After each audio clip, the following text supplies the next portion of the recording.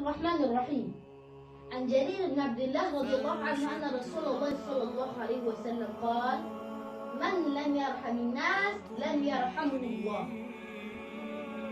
جرير بن عبد الله رضي الله عنه riwayat hasti Peygamber Allah sallallahu alaihi wasallam mefarmoyad kase به مردم رحم نمیکند الله تعالی به او رحم نخواهد کرد. Jarir ibn Abdullah radiallahu anhu reported that the Prophet sallallahu alaihi wasallam said, he who does not show mercy to people, Allah will not show mercy to him. Jarir ibn Abdullah dabut daun min Allah передает, что посланник Аллаха, да благословит его Аллах, и приветствует, сказал: тот, кто не милостив к людям, не будет милостив и Allah.